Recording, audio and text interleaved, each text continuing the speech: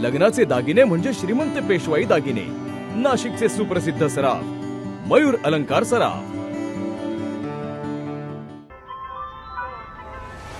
ताज्या बातम्यांसाठी नाशिक न्यूजच्या YouTube चॅनलला सबस्क्राईब करा आणि बेल आयकॉनला प्रेस करा।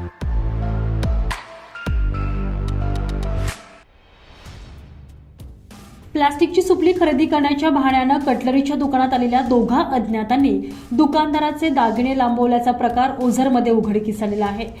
काल दुपारी 3 वाजच्या सुमारास ही घटना घडली आहे। संशयितांनी दुकानदारास एक ओळखपत्र दाखवून ते पोलीस असल्याची बतावणी करत त्यांच्या गळ्यातील सोन्याची चेन आणि एक अंगठी असा 85,000चा ऐवज लंपास केलेला आहे।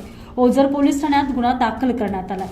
ओझर येथील मेन रोडवर राम प्रल्हाद शिरापुरे यांच्या कटलरीच्या दुकानात काल दुपारच्या सुमारास मोटरसायकलवरून 2 अनोळखी इसम आले। त्यांच्यापैकी एकानं शिरापुरे यांच्याकडे प्लास्टिकची सुपली मागून ती खरेदी करण्याचा बहाणा केला। याचवेळी दुसरा संशयितही तिथे आला आणि शिरापुरे यांना म्हटला की काय रे, तुला समजत नाही का, तू अंगावर सोन्याची चेन का घातली, तुला माहित नाही का इथे काय घटना घडतायत, आम्ही चौकशी करत आहोत असं म्हणत त्यानं पोलीस असल्याचं त्याच्याकडील एक ओळखपत्र दाखवून शिरापुरे यांच्या गळ्यातील सोन्याची चेन अंगठी असा 85,000 रुपयांचा ऐवज काढून देण्यास सांगितलं। त्यानुसार शिरापुरे यांनी चेन आणि अंगठी काढून दिल्यानंतर संशयितांनी ते दागिने एका कागदी पुडीत बांधले, परंतु ती दागिन्याची पुडी शिरापुरे यांना न देता वाळू असलेली दुसरीच पुडी त्यांच्या हातात देऊन दुचाकीवरून पळ काढला।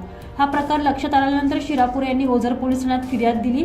त्यानुसार दोघा अज्ञातांविरुद्ध गुन्हा दाखल करण्यात आलेला आहे। अझर कादरी, नाशिक न्यूज, ओझर।